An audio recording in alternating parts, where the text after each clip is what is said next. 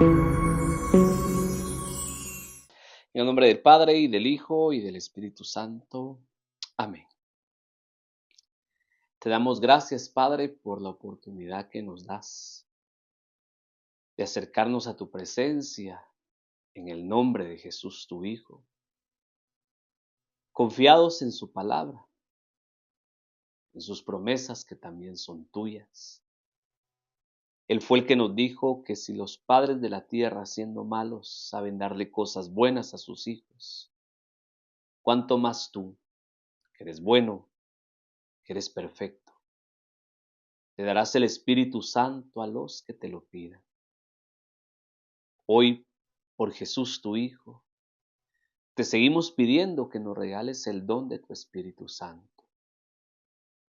Tu Espíritu que es sabiduría, que es inteligencia, que es discernimiento, que es luz para el camino.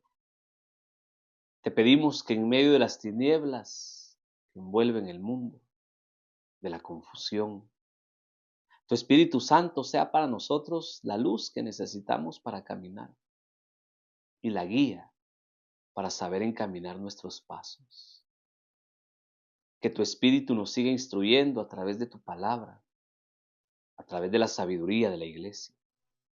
Y que nosotros, por ese mismo Espíritu, podamos comprender en nuestro corazón y en nuestro entendimiento todo lo que tú nos quieras dar, todo lo que tú nos quieras enseñar. Bendícenos con el don de tu Espíritu, como has bendecido a tantos a lo largo de la historia de la salvación.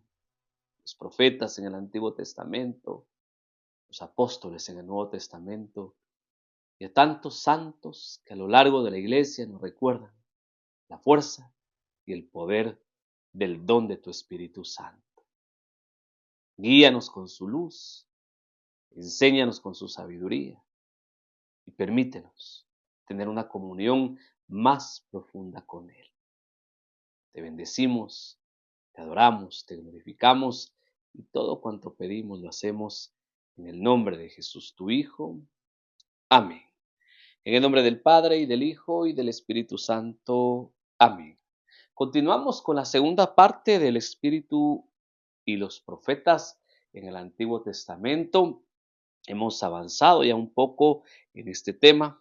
Recordemos que estamos usando este diccionario de vocabulario bíblico y teológico del padre Javier León. Y por supuesto, este diccionario solo es una guía para poder profundizar en la Sagrada Escritura y para ampliar nuestro conocimiento del Espíritu Santo a la luz de lo que la Iglesia enseña. Mientras vayamos caminando, vamos a ir conociendo más y más acerca de este Santo Espíritu.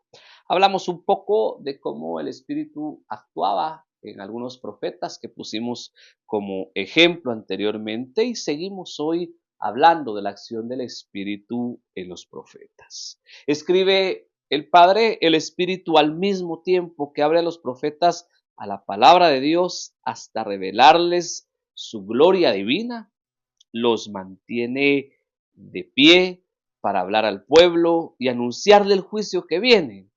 Así los convierte en testigos, así da el mismo testimonio de Dios. El Espíritu que revela la gloria de Dios, el Espíritu que mantiene de pie al profeta y el Espíritu que hace que anuncie al pueblo lo que viene.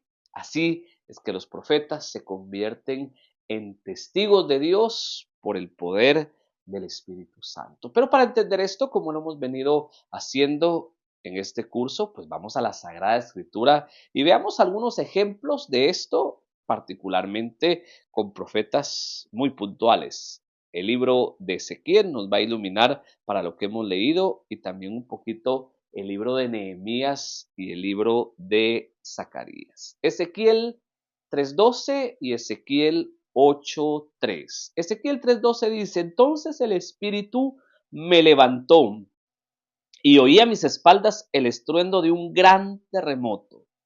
Bendita sea la gloria del Señor en su morada. Ezequiel también en el capítulo 8 y verso 3, hablando del Espíritu que revela la gloria de Dios a los profetas. Capítulo 8, el verso 3, alargó una especie de mano y me agarró por los cabellos. El Espíritu me elevó entre el cielo y la tierra y me llevó a Jerusalén en medio de sobrecogedoras visiones, a la puerta septentrional del atrio interior, ahí donde se alza el ídolo de los celos que provoca los celos. Verso 4, ahí estaba la gloria de Dios de Israel con el mismo aspecto que yo la había visto en la vega. Recordemos que los profetas, especialmente Ezequiel, usan muchas figuras. Son figuras, pero lo central de este verso y del anterior que hemos visto en el capítulo 3 es que Ezequiel está describiendo cómo el Señor por medio del Espíritu le enseñó su gloria y le manifestó su gloria. Para nosotros, más que figuras, el Espíritu nos sigue revelando la gloria de Dios. Esa gloria que está por sobre todas las glorias que el mundo pueda tener o nos pueda dar. Esa gloria que como cantan los ángeles en el cielo y lo describe también el profeta Isaías, y no solo él, sino otros textos de la Sagrada Escritura, se merece solo Dios. Esta es la experiencia del profeta Ezequiel hablando de cómo el Espíritu revela la gloria divina. El mismo Ezequiel nos enseña cómo el Espíritu nos mantiene de pie, cómo el Espíritu nos sostiene. Siempre en el libro de Ezequiel, el capítulo 2 y verso 1, Ezequiel escribe, me dijo, hijo de hombre, ponte en pie que voy a hablarte. Y el capítulo 3, verso 24 también nos dice, el Espíritu me invadió, me puso en pie y me habló así, ve a encerrarte a tu casa. El Espíritu que levanta. En la experiencia de Ezequiel, que es una experiencia muy humana la que está describiendo, pues Ezequiel al ver la gloria de Dios, al ver la visión de Dios, cae en tierra. Un poquito también lo que nos dice Juan en su Apocalipsis en el Nuevo Testamento. ¿Qué hace Dios? Lo levanta, lo sostiene, lo pone en pie. Aunque no es el contexto de lo que Ezequiel está escribiendo y describiendo en su visión, lo podemos aplicar a nuestra vida. No es el contexto, pero pensemos cuántas veces nosotros necesitamos que alguien nos sostenga, que alguien nos levante, que alguien nos ponga de pie. En esos momentos en que necesitamos ser levantados, en que necesitamos ser puestos de pie, el Espíritu de Dios viene. Viene como fuerza de Dios, viene como poder de Dios y la mano de Dios nos sostiene en los momentos que lo necesitamos. Momentos de debilidad que nos hacen caer, pero que Dios en su misericordia nos levanta. Momentos de tribulación, donde las adversidades y toda clase de luchas que podemos vivir nos hacen caer. Dios, que es nuestra fuerza, y Dios, que es nuestro sostén, nos levanta con el poder del Espíritu Santo. Nosotros, como Ezequiel, también podemos decir que la mano de Dios nos ha levantado, que la mano de Dios nos ha puesto de pie, que la mano de Dios nos ha sostenido en los momentos que más lo hemos necesitado. El Espíritu de Dios que le da la capacidad al profeta para hablar a su pueblo, también en el libro de Ezequiel, el capítulo 11 y verso 5, escribe el escritor sagrado, el Espíritu del Señor irrumpió en mí y me dijo, di esto, dice el Señor.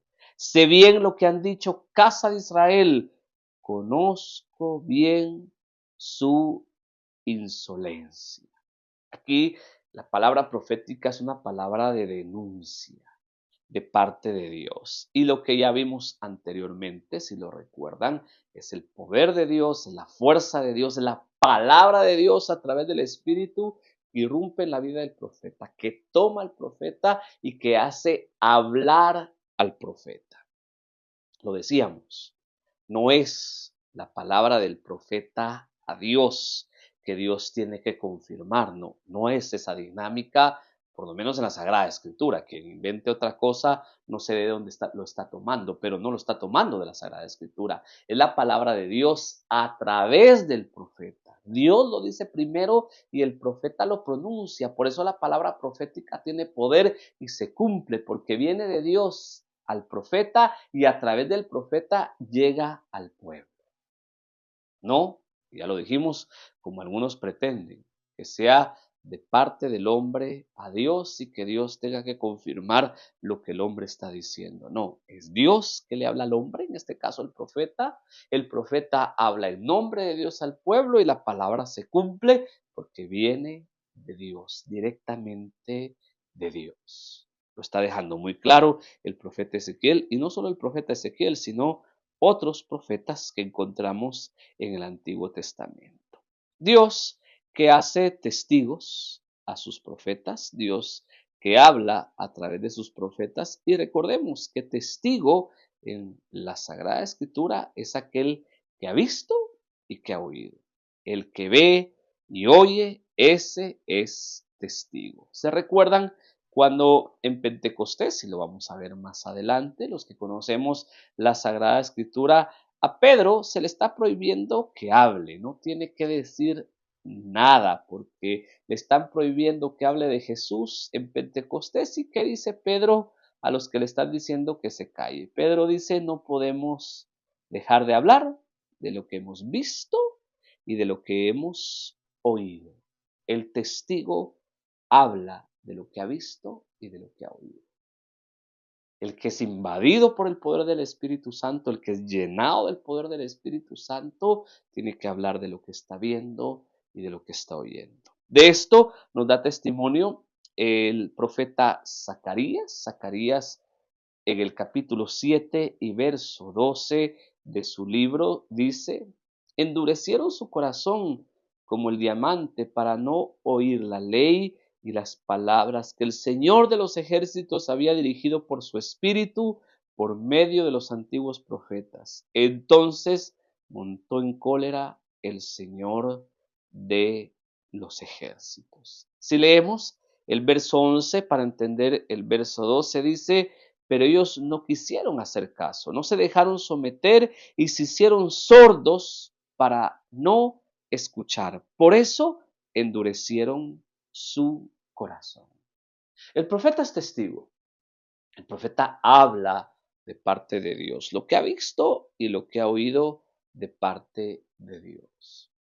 Pero el ejemplo que está poniendo Zacarías es de un pueblo que hace oídos sordos, un pueblo que no quiere escuchar y por lo tanto un pueblo que endurece el corazón delante de la palabra del Señor. ¿Sucede hoy? Por supuesto que sí. Sigue pasando. ¿Cuántos testigos del poder de Dios? ¿Cuántos testigos del amor de Dios? ¿Cuántos testigos de la gloria de Dios? Pero ¿cuántos todavía hoy en el mundo siguen haciendo oídos sordos y siguen endureciendo el corazón para no obedecer lo que el Señor dice? Así que lo que está viviendo el profeta Zacarías en el Antiguo Testamento, lo seguimos viviendo hoy en el mundo. Y seguimos viendo como cada vez son muchos y muchos los que hacen oídos sordos a la palabra de Dios y endurecen su corazón a la palabra de Dios. Y a veces es lamentable decirlo, pero no solo afuera de la iglesia. A veces lo más triste es verlo adentro de la iglesia. ¿Cuántos cristianos hacemos oídos sordos? ¿Cuántos cristianos no escuchamos? ¿Cuántos cristianos endurecemos el corazón delante de la palabra de Dios? Sí, estamos ahí, oímos, pero no queremos oír con el corazón, no queremos obedecer con el corazón lo que el Señor nos está diciendo. Si seguimos leyendo la obra del Espíritu en los profetas en el Antiguo Testamento, también tiene que ver con la consagración. Ya vimos un poquito de esto cuando vimos la obra del Espíritu en la figura del Mesías, y hoy lo ampliamos un poquito más como la consagración del Espíritu que obra a través de los profetas también es un tipo ya de Jesús en el Antiguo Testamento. Recordemos, Mesías, Cristos, ungido. Eso es lo que significa este nombre, Mesías, Cristo, ungido, el ungido del Señor. Y como nosotros, recordémoslo también, por el bautismo vivimos la unción de Jesús que nos hace participar de su triple función. Sacerdotes, profetas, que es el tema que estamos viendo, y reyes, que también ya lo vimos con las figuras del Antiguo Testamento. La convergencia entre el carácter mesiánico y libertador del espíritu y su carácter profético de anunciador de la palabra y del juicio, ya manifiesto en el Mesías de Isaías, se afirma plenamente en el siervo del Señor, puesto que Dios ha puesto sobre él su espíritu. El siervo anuncia la justicia a las naciones. El profeta es quien anuncia la justicia, pero el rey es quien la establece. Ahora bien, el siervo por sus sufrimientos justificará a multitudes, es decir, las establecerá la justicia. Su misión tiene pues algo de regio. Tareas proféticas y tareas mesiánicas se reúnen realizadas por el mismo Espíritu, como por otra parte, el siervo es aquel a quien en Dios se complace, el placer que aguarda de los sacrificios que le son debidos en toda la vida y la muerte de su siervo, que son santas a Dios. Exposición de los pecadores, salvación de las multitudes. El Espíritu Santo aparece aquí ya como el santificador. Este texto, que está hablando de la unción y de la unción profética, la unción que consagra al profeta y que lo compara con el siervo doliente del que habla muy bien el profeta Isaías en el Antiguo Testamento. Conocemos, estoy seguro, los cánticos del siervo doliente del profeta Isaías en el Antiguo Testamento, que son 4, y los conocemos muy bien porque son textos que leemos siempre en la Cuaresma, que son los que nos preparan para vivir el acontecimiento pascual del Señor, su pasión, su muerte y su resurrección. Estos textos del Antiguo Testamento de Isaías que resaltan el sacrificio del Señor, del siervo del Señor que es su Hijo, también se equiparan al profetismo. ¿Por qué? Porque el profeta, a imagen de este siervo doliente, que anuncia la justificación, anuncia la salvación, anuncia la redención, y el Espíritu en el siervo doliente aparece ya como el Espíritu que santifica. El santificador, como le llamaban los padres de la iglesia al Espíritu Santo. El santificador, ¿por qué? Porque la obra más importante del Espíritu Santo es nuestra santificación. Que no se nos olvide, la obra más importante del Espíritu Santo en nuestra vida es la santificación, es santificarnos. Entonces, los textos del libro de Isaías que nos van a iluminar un poco lo que hemos leído, uno de ellos es el capítulo 42 del libro de Isaías y verso 1, 42, Isaías 42 y verso 1, dice el escritor sagrado: este es mi siervo a quien yo sostengo, mi elegido en quien me complazco. He puesto mi espíritu sobre él para que dicte el derecho a las naciones. También el capítulo 61 del libro de Isaías, los versos del 1 en adelante, Isaías 61, versos del 1 en adelante, dice la Sagrada Escritura: el Espíritu del Señor me acompaña, por cuanto me ha ungido el Señor. Me ha enviado a anunciar la buena nueva a los pobres, a vendar los corazones rotos, a pregonar a los cautivos la liberación y a los reclusos la libertad, a pregonar el año de gracia del Señor y un día de venganza de nuestro Dios, para consolar a todos los que lloran, para darles diadema en vez de ceniza, perfume de fiesta en vez de duelo y alabanza en vez de espíritu abatido. Este texto, que también aparece en el Evangelio de Lucas, el capítulo 4, los versos del 18 al 19, es el texto que Jesús ha leído, según el Evangelio de Lucas, la primera vez que Jesús predicó. Entró a la sinagoga, dice el Evangelio, como era costumbre en el tiempo de Jesús, un rabino itinerante. Jesús era un rabino itinerante.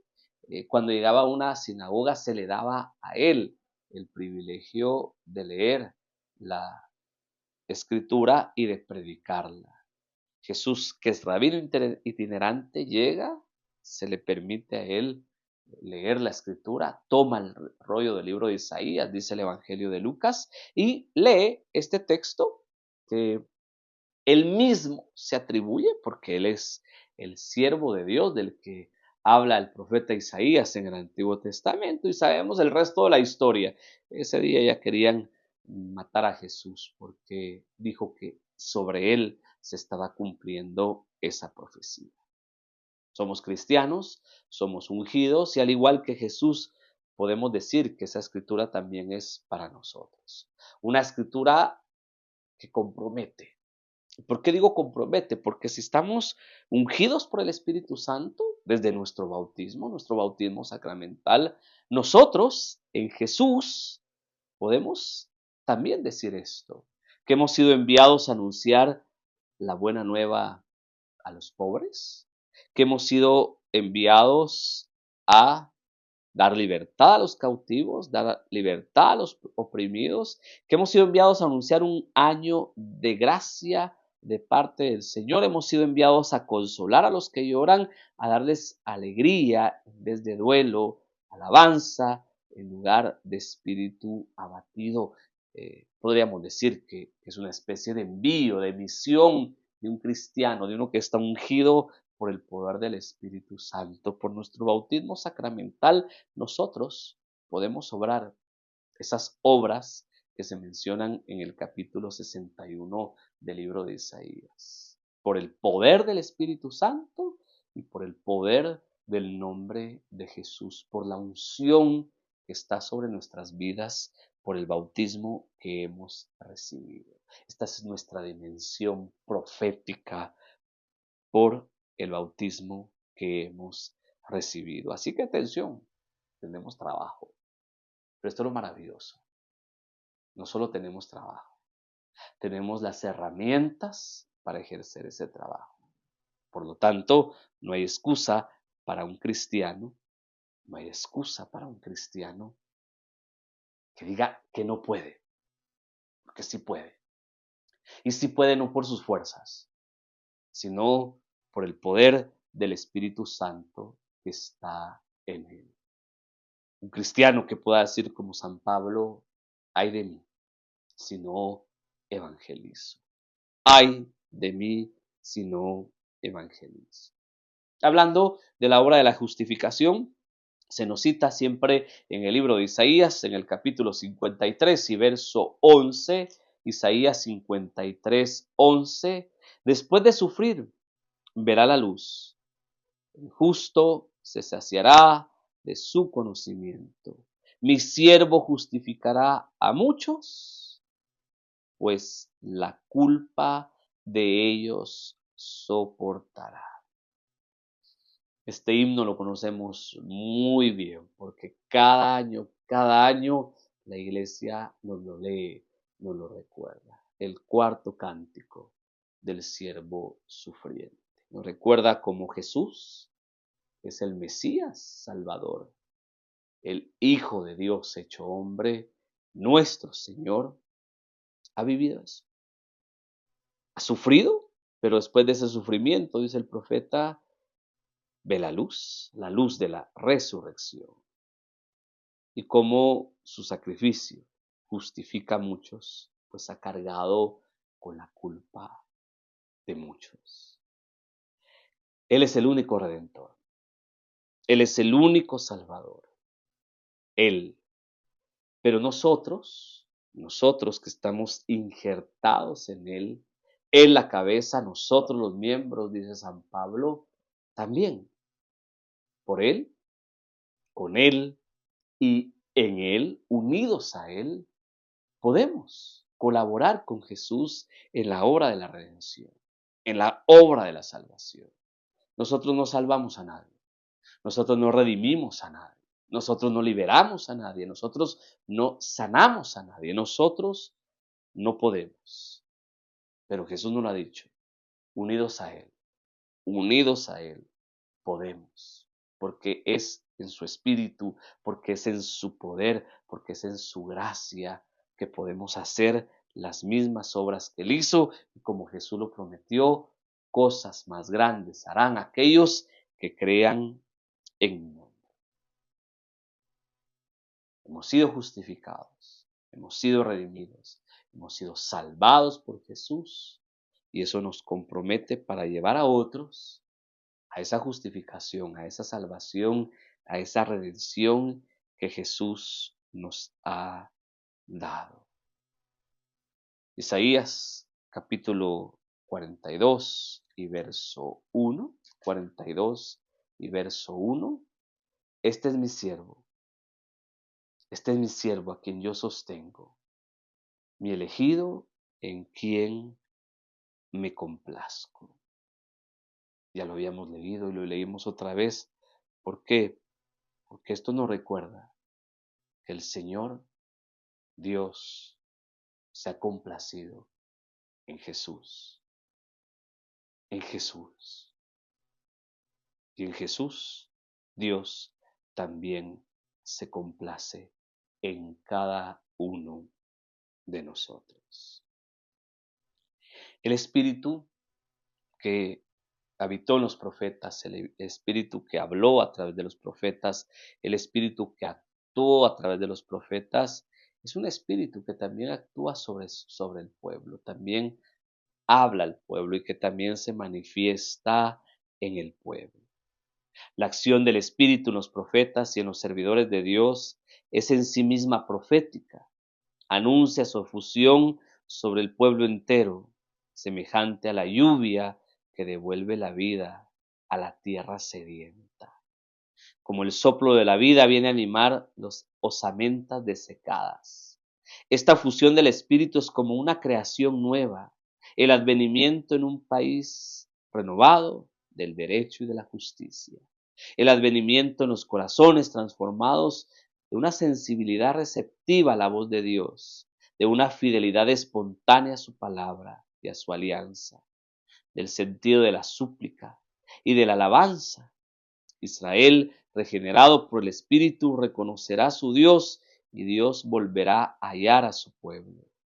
Ya no les ocultaré mi rostro, porque habré derramado mi espíritu sobre la casa de Israel.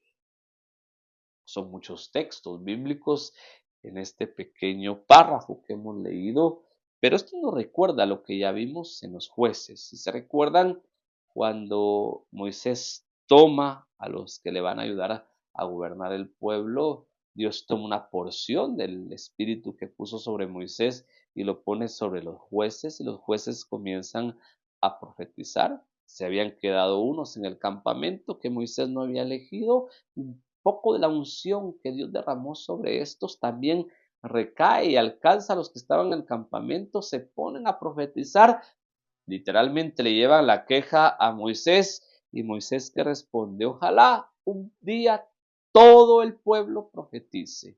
Esas palabras de Moisés podemos tomarlas como una palabra profética porque se cumplieron. El día de Pentecostés Dios derramó, como lo había prometido a través de los profetas del Antiguo Testamento, su espíritu sobre toda carne, y hasta el día de hoy nosotros seguimos viviendo y ojalá vivamos a plenitud ese gran derramamiento del espíritu sobre toda carne. Veamos, voy a acercar un poquito la Biblia porque ahorita vamos a leer varios textos de la Sagrada Escritura. Movemos nuestra lamparita que ya no encendió, pero que nos recuerda que la Biblia es lámpara para nuestros pies, lo que dice la Sagrada Escritura acerca de el Espíritu de Dios que actúa en el pueblo. Isaías usa la figura de la lluvia que cae sobre una tierra seca, sobre una tierra sedienta. Estoy en el libro de Isaías, en el capítulo 32 de Isaías y el verso 15. Isaías 32, 15. Dice la Sagrada Escritura: hasta que se derrame sobre nosotros un espíritu que llegará de lo alto. La estepa se convertirá en vergel y el vergel parecerá una selva. Isaías 44, capítulo 3. Isaías 44, capítulo 3 dice: derramaré agua en el desierto, raudales sobre la tierra seca. Derramaré mi espíritu sobre tu linaje, mi bendición sobre cuanto nazca de ti. La palabra clave aquí es derramar, es derramamiento. Dios está anunciando a través del profeta Isaías que va a derramar su espíritu como la lluvia, como el agua. Y la analogía que hace el profeta está clara. Si Dios promete en el desierto hacer que crezca árboles hasta convertirse en una selva, Dios nos está diciendo que es lo que va a hacer en nuestra vida, en nuestras almas, si dejamos que el Espíritu de Dios se derrame sobre nosotros. Ahora nos ilumina el profeta Ezequiel en el capítulo 36 y verso 25. Ezequiel 36, 25. Dice el escritor sagrado: los voy a rociar con agua pura y quedarán purificados. Los purificaré de todas sus inmundicias y de todas sus basuras. Una palabra fuerte, pero al mismo tiempo alentadora, esperanzadora.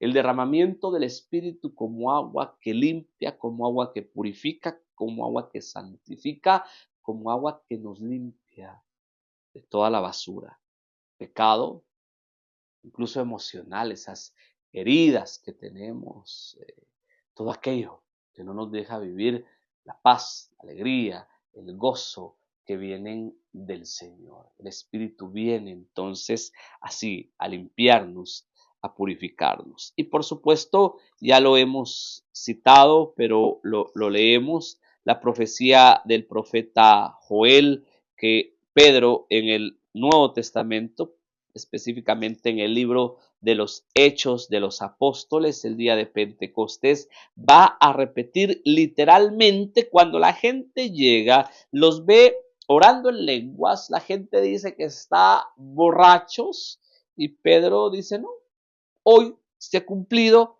lo profetizado por el profeta Joel. Y Pedro va a repetir literalmente la profecía de Joel 3. Joel 3. Después de esto, yo derramaré mi espíritu sobre toda carne, y profetizarán sus hijos y sus hijas. Sus ancianos tendrán sueños, sus jóvenes tendrán visiones, y hasta sobre siervos y siervas derramaré mi espíritu en aquellos días. Y realizaré prodigios en el cielo y en la tierra, sangre, fuego y columnas de humo. El sol se convertirá en tinieblas y la luna en sangre ante la llegada del día del Señor grande y terrible. Y todos los que invoquen el nombre del Señor se salvarán.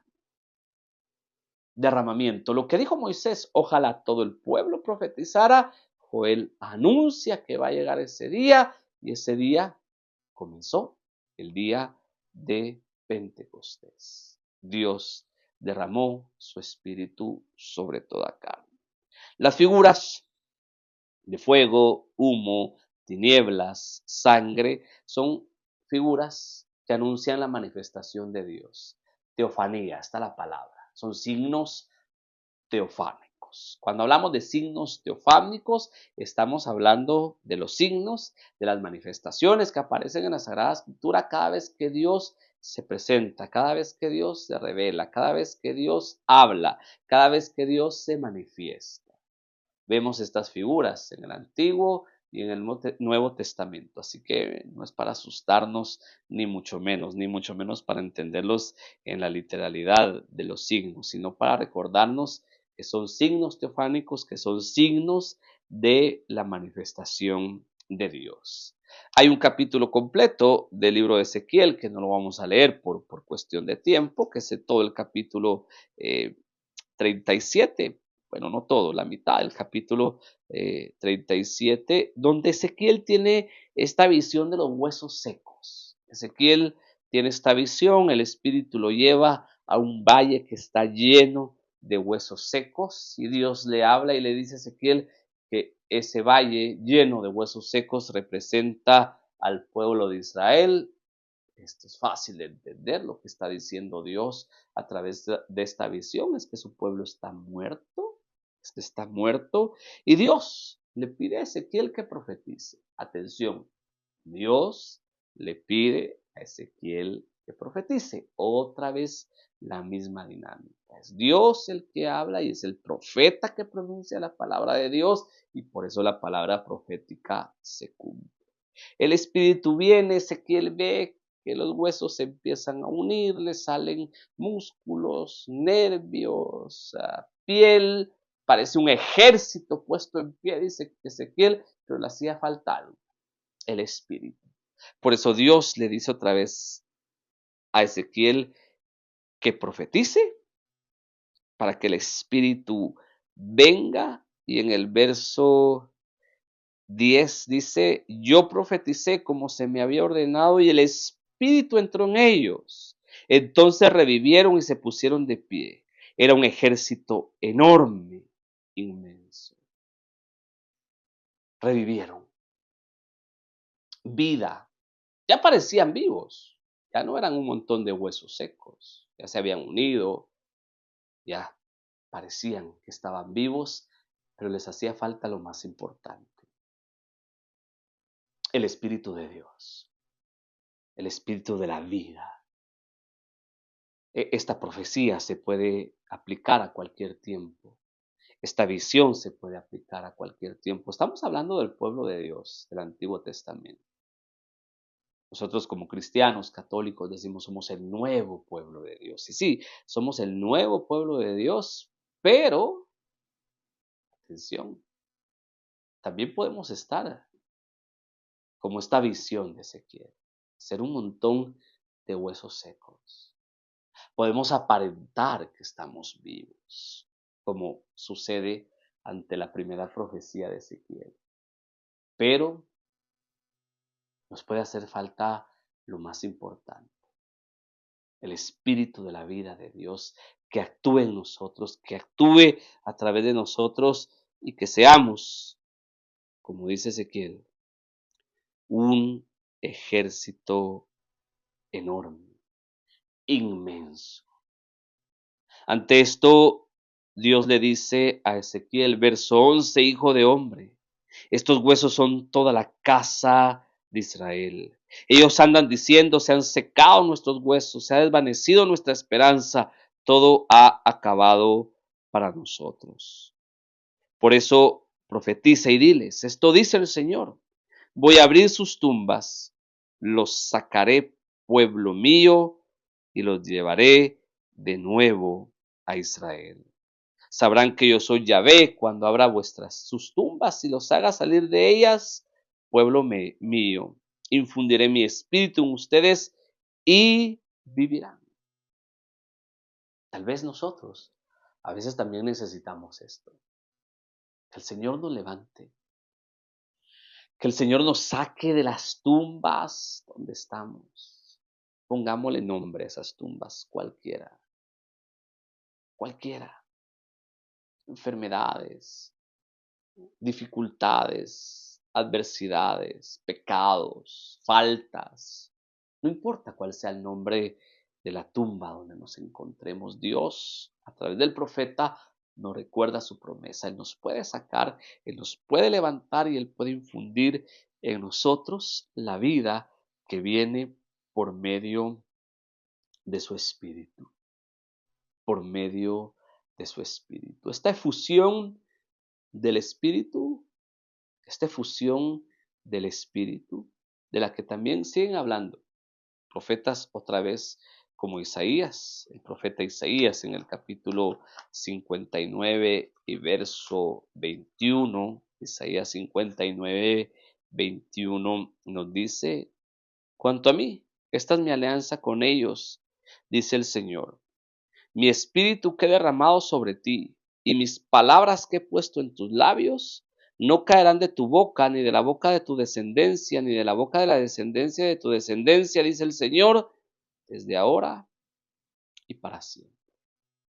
La alianza, que en el Antiguo Testamento se quebrantó una y otra vez, y que nosotros, hijos de la nueva y eterna alianza, hijos de la nueva y eterna alianza, distinta a la del Antiguo Testamento, porque ha sido sellada en el cuerpo y la sangre del Señor por su sacrificio pascual, también podemos aplicar estas palabras a nosotros.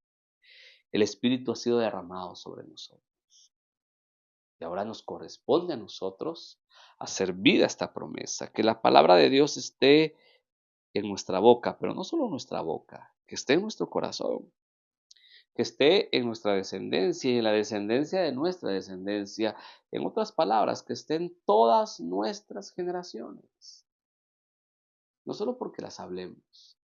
Hablar es fácil, lo difícil es vivirlo, sino porque las vivimos.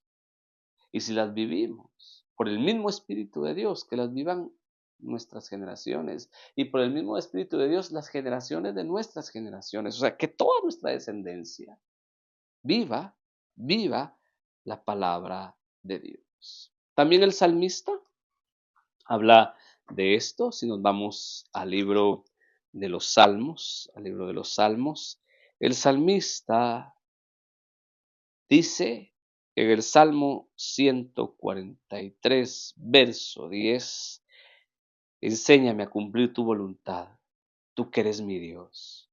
Tu espíritu que es bueno, me guíe por una tierra llana. El salmista complementa la profecía de Isaías. Como dije, no solo es hablar. ¿Qué está pidiendo el salmista? Que Dios le enseñe a cumplir su voluntad. Y le está pidiendo al Espíritu que lo guíe. Nosotros debemos hacer nuestra esta oración. Es nuestra oración. Pedirle a Dios que nos ayude a cumplir su voluntad y pedirle al Espíritu Santo que nos guíe. Ya lo dirá San Pablo en su momento, los que son del Espíritu de Dios, déjense guiar por el Espíritu de Dios. Esta proclamación de la palabra y vivida en el corazón es la nueva alianza de la que ya hablé, nueva y eterna porque ha sido sellada en el cuerpo y la sangre del Señor, distinta a la del Antiguo Testamento. Es el profeta Ezequiel el que habla ya explícitamente de estas alianzas. Capítulo 36 del libro de Ezequiel, verso 27. Infundiré mi espíritu en ustedes y haré que se conduzcan según mis preceptos y observen y practiquen mis normas. Es el Señor el que hace por su espíritu que nos conduzcamos según sus preceptos y observemos y practiquemos sus normas. Sus normas. Otra vez, el profeta Zacarías también nos ilumina. El profeta Zacarías en el Antiguo Testamento, el capítulo 12 y verso 10. Derramaré sobre la dinastía de David y sobre los habitantes de Jerusalén un espíritu de gracia y de oración. Y mirarán hacia mí, en cuanto a aquel a quien traspasaron, harán duelo por él como se llora a un hijo único, y le llorarán amargamente como se llora a un primogénito. Estas palabras de Zacarías son para orar, no solo para leer, no, para meditarlas, para contemplarlas, para orarlas, porque ¿qué está diciendo el profeta? Un espíritu de gracia y de oración. De gracia y de oración. ¿Qué hace este espíritu de gracia y de oración? Dice Zacarías, que veamos a Dios, que veamos a Dios. Tenemos que pedirle al Espíritu de Dios que nos dé la gracia de la oración. Esto sería para un curso de oración, tal vez Dios nos dé licencia, como diría mi abuelita, y hacemos uno. Pero la oración es para eso, es para ver a Dios, es para ver a Dios. Muchos escritores espirituales nos recuerdan que la oración es para tener amistad con Dios, es para tener comunión con Dios. Pienso en uno de los santos que quiero mucho, que veneramos en Occidente y también en Oriente, San Serafín de Sarov, que escribió un tratado sobre el Espíritu Santo bellísimo. Y recuerdo ahorita una palabra, es lo que recuerdo ahorita. Él decía que el fin de la vida espiritual es la posesión del Espíritu Santo. Por supuesto, poseer al Espíritu Santo es también poseer al Padre y poseer al Hijo, porque Dios es indivisible, no lo podemos separar.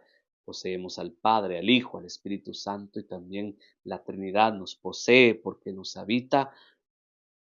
El fin de la oración es ese, como dice hoy el profeta, ver a Dios, pero el profeta agrega algo que nos recuerda al Evangelio de Juan, el capítulo 19 y verso 37, cuando Jesús entrega su espíritu y el soldado tiene que confirmar si ha muerto, le traspasa el costado.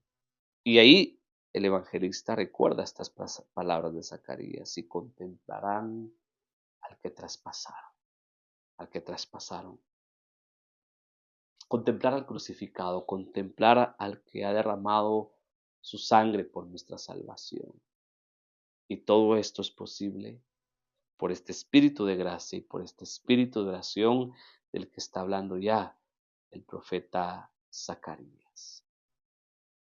Si regresamos al libro de los Salmos también nos van a decir algo hoy. Ya hemos leído un salmo, vamos a leer otro verso de un salmo para ver cómo el Espíritu de Dios a lo largo de toda la Sagrada Escritura siempre nos está hablando y siempre nos está diciendo algo. El Espíritu de Dios, según este salmo, estoy en el Salmo 51, el verso 17, el salmo que se conoce como el Miserere, el Salmo de la Misericordia, dice: abre, Señor, mis labios, y mi boca cantará tus alabanzas, proclamará tus alabanzas. El Espíritu de Dios también nos da esa capacidad, nos da la gracia de poder alabar a Dios, de poder glorificar a Dios. Dice Pablo en su teología: nadie puede decir Jesús es el Señor si no es guiado por el Espíritu Santo. La alabanza, la alabanza. Hay muchas opiniones encontradas al respecto. Yo no estoy aquí para dar opiniones y para estar a favor de unas y en contra de otros, pero la alabanza debe ser parte de nuestra oración. Debemos de alabar a Dios con nuestros labios, con nuestras obras, con todo nuestro ser. Pablo dice que somos alabanza de gloria a Dios.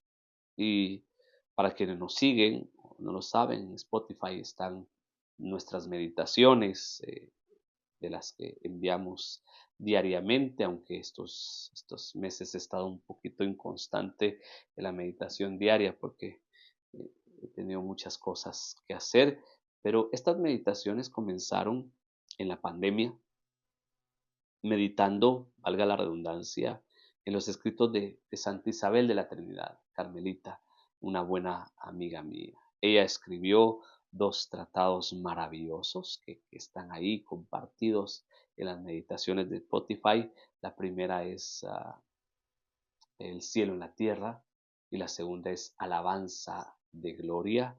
E Isabel de la Trinidad, a la luz de San Pablo y guiada por el Espíritu Santo en un momento muy difícil de su vida, porque está ya a las puertas de la muerte, está muy enferma, escribe estos dos tratados maravillosos. Y en Alabanza de gloria, Isabel de la Trinidad nos recuerda que es nuestra vida concreta, la mejor alabanza y la gran alabanza que le damos a Dios, que le tenemos a Dios. Así que si quieren profundizar un poquito en esto de la alabanza, pues los invito a que puedan ir ahí a nuestra página Escuela de María, en Spotify, van a encontrar esta y muchas otras meditaciones por si les sirven. Entonces, alabanza con los labios, con los cantos, con la vida, pero particularmente con todo nuestro ser. También es y debe de ser parte de nuestra oración. Ojalá, ojalá que no vivamos ese tiempo que vivió el pueblo de Israel, donde literalmente sintieron que Dios les ocultó su rostro, que apartó su rostro de ellos. Por eso Ezequiel 39:29 dice el profeta de parte de Dios, ya no les ocultaré el rostro, porque habré derramado mi espíritu sobre la casa de Israel, sobre la casa de Israel. Siempre hablando del Espíritu de Dios y de la consagración del Espíritu, el Padre sigue diciendo. Esta visión es todavía más que una esperanza. En el Antiguo Testamento el Espíritu no puede permanecer o morar porque todavía no ha sido dado, como dice Jesús en Juan 7:39. Sin duda, se sabe ya que en los orígenes, en el tiempo del Mar Rojo y de la nube, el Espíritu Santo actuaba en Moisés y llevaba a Israel a un lugar de reposo. Pero se ve también que el pueblo es todavía capaz de contristar al Espíritu Santo y de paralizar su acción. Para que el don venga a ser total y definitivo, es preciso que Dios haga un gesto inaudito, que intervenga en persona. Tú, Señor, eres nuestro Padre. ¿Por qué, Señor, nos dejas errar lejos de tus caminos? Oh, si rasgaras los cielos y bajaras. Esto está en el capítulo 63, los versos del 15 al 19 del libro de Isaías. Los cielos abiertos, un Dios Padre, un Dios que baja a la tierra, corazones convertidos, tal será en efecto la obra del Espíritu Santo, su manifestación definitiva en Jesucristo. Este texto con el que terminamos hoy, para mí es maravilloso. Nos recuerda algo que ya hemos dicho en el Antiguo Testamento, el Espíritu no permanecía, no había sido dado en plenitud. Por eso Juan 7:39 nos recuerda en Jesús que el Espíritu no había sido dado, no había sido derramado como las profecías que hemos visto y que cumplidas en el día de Pentecostés, según el libro de los Hechos de los Apóstoles, Lucas nos dice que sí, ya todos poseemos desde ahí el don del Espíritu. Pero me parece este texto de Isaías que lo podríamos leer todo en algún momento desde el capítulo 9 hasta el verso 19, algo maravilloso porque estas palabras de Isaías, oh Dios, se abriera los cielos y bajaras, se convirtió no solo en una profecía de esperanza para el pueblo, sino en una oración. La escritura nos dice que Por lo menos la escritura dice que hubieron dos periodos donde Dios hizo silencio, 400 años, hasta Moisés, cuando el pueblo estuvo 400 años cautivo en Egipto y Dios levanta a Moisés y habla de nuevo. Y del último profeta hasta Jesús, 400 años.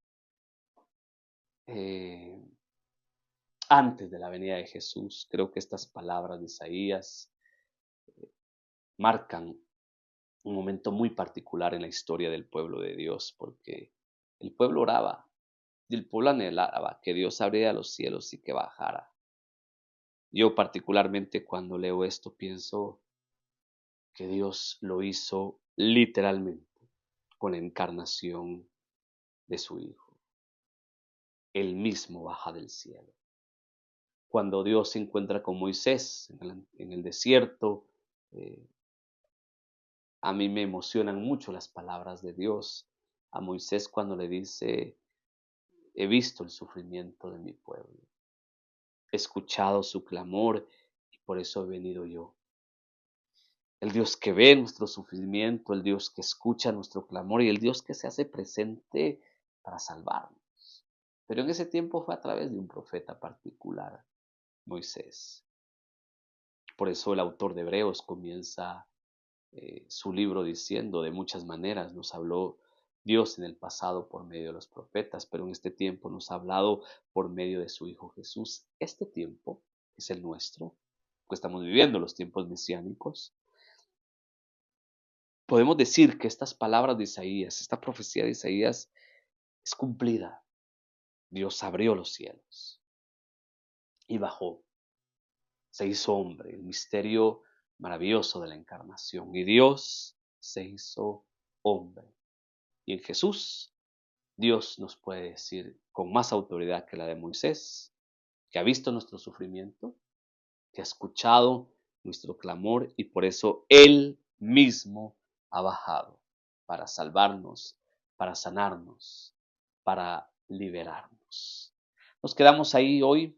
Eh, Espero que los textos bíblicos leídos nos ayuden a meditar más en la palabra de Dios, a hacernos más amigos de la palabra de Dios y a la luz de la palabra de Dios, por supuesto, hacernos más amigos del Espíritu Santo. En el nombre del Padre, del Hijo y del Espíritu Santo. Amén. Padre, te damos gracias, porque todo cuanto hemos leído hoy podemos decir que se ha cumplido en Jesús tu Hijo. Gracias por el derramamiento universal de tu Espíritu Santo. Pero hoy te queremos pedir que no sea solo una promesa cumplida que se quedó en el pasado, sino que queremos una promesa cumplida y vivida en el presente. Queremos ser parte de esta gran obra de salvación que nos has dado en Jesús tu Hijo. Queremos colaborar con Él para que otros también alcancen salvación.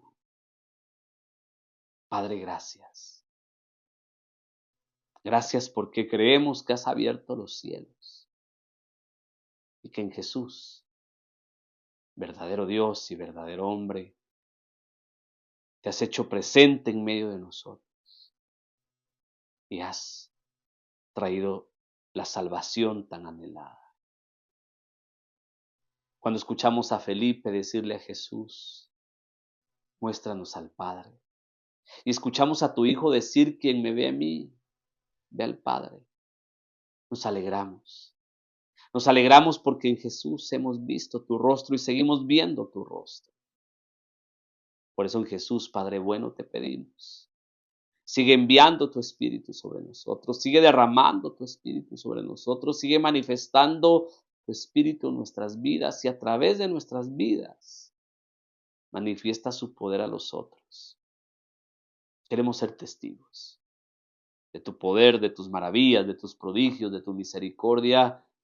Te queremos ser testigos, como Jesús dice, hasta los confines de la tierra. Con María, con San José, con los santos, con los ángeles, Te damos la gloria que solo tú te mereces. Gloria al Padre, y al Hijo, y al Espíritu Santo, como era en el principio, es ahora y siempre, por los siglos de los siglos. Amén. En el nombre del Padre, y del Hijo, y del Espíritu Santo. Amén.